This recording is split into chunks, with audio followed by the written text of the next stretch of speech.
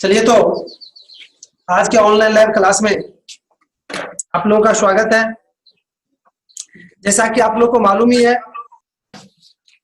कि पिछले क्लास में हमने ज्योग्राफी 12th के इकाई 8 का अधिकांश पॉइंट पढ़ाए थे और शेष पॉइंट हम आज पढ़ाएंगे।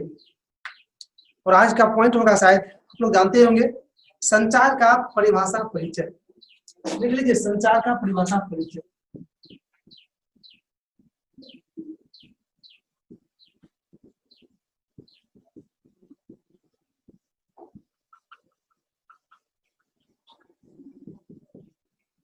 आप लोग इस शब्द से पहले भी अवगत हैं संचार क्या होता है। एक बार ध्यान से सुन लीजिएगा, संचार क्या होता है। व्यक्ति के विचार को, इस बात को, सोच को एक स्थान से दूसरे स्थान भेजने लाने की क्रिया को संचार कहा जाता है। शायद समझ में आ गया कि हमने क्या कहे। अर्थात कोई भी जो लोग हैं, उसके जो विचार हैं, उसके जो भाव हैं, उसका जो वक्तव्य है, जो बोलते हैं, उसको एक स्थान से दूसरे स्थान लाने ले जाने की क्रिया को संचार कहा जाता है। और इसको संक्षेप में हम इस तरह से कर सकते हैं कि संदेशों का आदान प्रदान संचार कहलाता है। तो आपने संचार शायद समझ में आ गया होगा। संचार वर्तमान समय में काफी महत्वपूर्ण साधन बना हुआ है। दुनिया के विकास में इसका योगदान काफी अधिक है। जिस देश, जिस क्षेत्र में संचार की स्थिति अच्छी है, वहां हर काम आसान हो जाता है। अब जैसे हम आपसे संपर्क स्थापित किए हुए, तो ये भी संचार के माध्यम से किए हुए हैं। आपने संचार समझ गए, संचार के माध्यम भी समझ गए कि जिसके द्वारा ये बात को, विचार को एक स्थान से दूसरे स्थान किया जाता है, उसी को संचार के माध्यम कहा जाता है। अभी इंटरनेट के माध्यम से हम आपसे जुड़ रहे हैं, हमारी बात आप तक पहुंच रही है इंटरनेट के। तो इंटरनेट क्या हो गया? संचार के साधन। मोबाइल क्या हो गया? संचार के साधन। तो आप संचार समझ गए होंगे और ये भी समझ गए कि संचार विकास में कितना योगदान दे रहा है। अब इसको आप लोग नोट कर लीजिए। संदेशों का आदान प्रदान करने की प्रक्रिया को संचार कहा जाता है। अर्थात किसी के विचार, भाव, बात को एक स्थान से दूसरे स्थान लाने ले जाने की क्रिया संचार के अंतर्गत आते हैं। वर्तमान समय में इसके विकास पर विशेष ध्यान दिया जा रहा है। तो संचार आपने समझ गए। अगर इसमें थोड़ा सा भी कहीं दिक्कत है, डाउट है, तो आप पूछ सकते।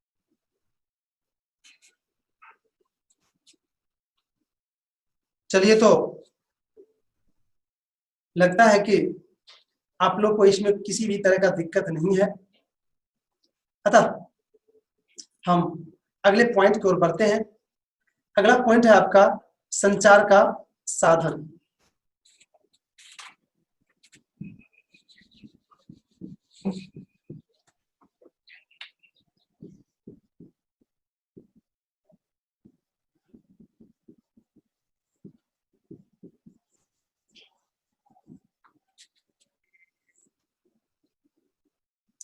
मैं इस पर भी आंशिक रूप से अभी चर्चा कर ही दिए थे। हमने बताए थे कि संचार के कार्य में जिस साधन को उपयोग किया जाता है उसे ही संचार के साधन कहा जाते हैं। अर्थात व्यक्ति के बातों को, विचारों को, भावों को एक स्थान से दूसरे स्थान लाने ले जाने में जिस साधन का उपयोग किया जाता है उसी साधन को संचार का साधन कहा जाता है। जैसे internet, telephone, mobile phone, fax, television, ये सब हो गया आपको संचार के साधन। इसके द्वारा लोगों के बातों को, विचारों को एक स्थान से दूसरे स्थान भेजा जाता है। शायद संचार के साधन आप लोग अच्छी तरह से अब समझ गए होंगे। अब इसको आप लोग नोट कर लीजिए। जिसके द्वारा संचार के कार्य को, अर्थात व्यक्ति के बातों को, विचारों को एक स्थान से दूसरे स्थान भेजा जाता है, उसे ही संचार के साधन कहा जाता है। जैसे internet, telephone, mobile phone, television, paper, पत्रिका इत्यादि संचार के साधन है। तो आपने संचार के साधन भी समझ गए और लिख भी लिए। हम अगले पॉइंट की ओर बढ़ते हैं। अगला पॉइंट है आपका उपग्रह संचार।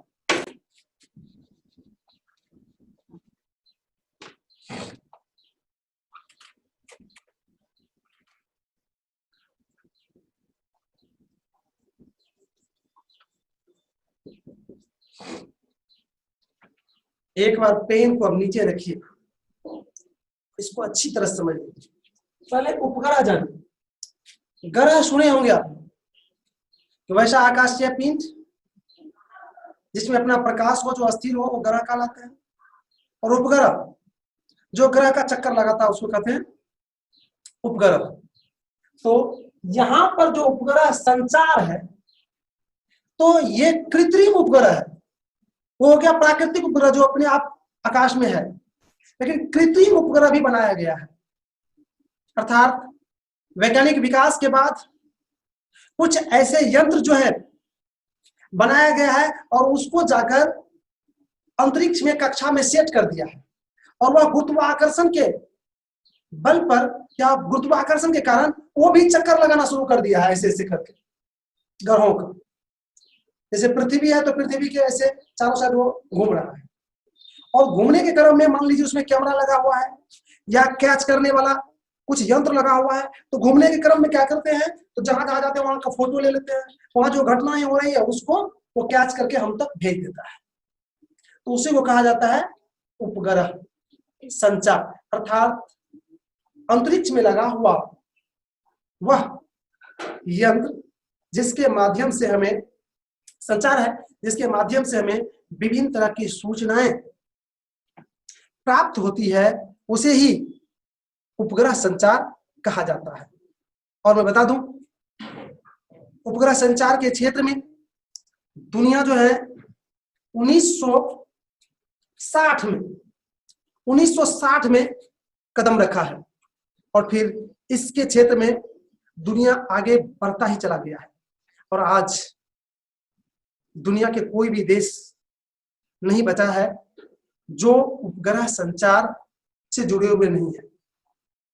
वैसे मैं बता दूं, भारत इसमें थोड़ा सा लेट से आया है। भारत 1969 ईस्वी में पहली बार जो है इसके संबंध में उन्होंने सोच उत्पन्न किया।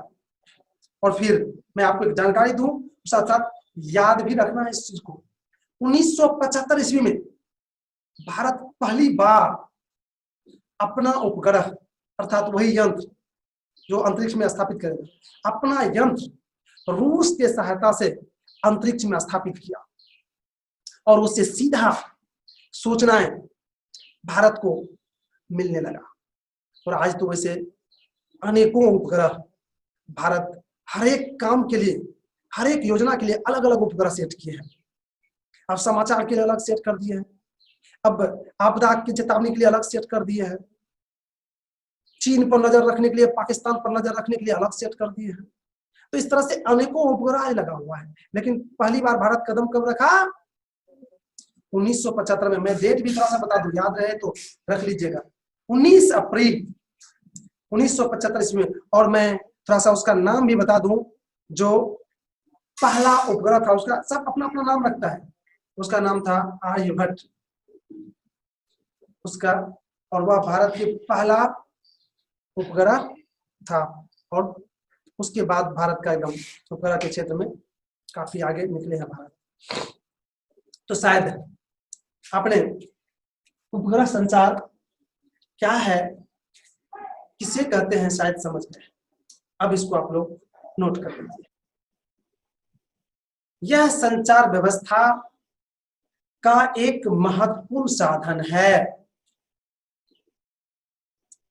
जिसे अंतरिक्ष में लगाया जाता है। यह कई तरह के होते हैं जिसका उपयोग संचार, प्रसारण, जासूसी और मौसम विज्ञान सहित कई अलग अलग क्षेत्रों में किया जाता है।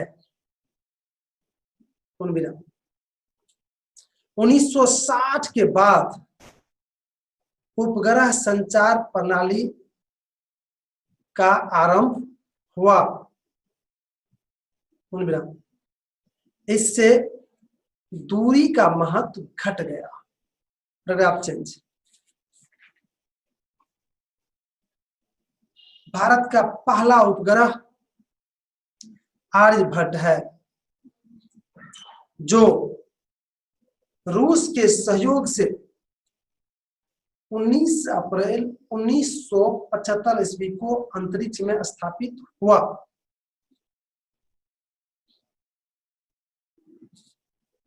भारत में 1969 ईस्वी में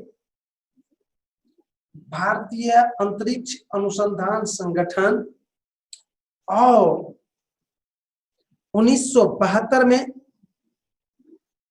अंतरिक्ष विभाग की स्थापना हुई। इन सबों के प्रयास से आज भारत इस क्षेत्र में काफी आगे निकल चुके हैं। इस तरह से आपने उपग्रह संचार को समझ गए और लिख भी लिया। अगर इसमें थोड़ा सा दिक्कत है किसी तरह का तो आप पूछ सकते हैं। जी सर, अंतरिक्ष क्या होता है? अंतरिक्ष मतलब होता है यही आकाश जिसको आप कहते हैं, वो अंतरिक्ष हो गया। आपके सिर के ऊपर जो खुले आसमान है मैं बच्चे एक छोटा सा सूचना आप लोग को दूं कि मैं अभी जूम ऐप से के माध्यम से आपको पढ़ा रहा हूं और यह अमेरिकन कंपनी है। फिर भी बहुत सारे अफवाहें फैल रही है कि ये बंद हो जाएगी चीन के मुद्दा को लेकर, लेकिन ये बंद नहीं होगी। अगर अफवाह को हमने सुने तो इसके लिए ऑप्शन निकाले हैं। अगर बंद हो भी गए, इसे होगी नहीं लेकिन 1% में, तो इसके लिए मैंने ऑप्शन निकाल दिया। अगर ऐसा कभी हो जाए अकस्मात, तो आपको मैं एक दूसरा आईडी पासवर्ड दे रहा हूँ, दूसरा चीज बता रहा हूँ, एक तरह से उसको देख लीजिएगा। अगर ये मिस हो गया तो अगला ऐप है आपका जियो मीट।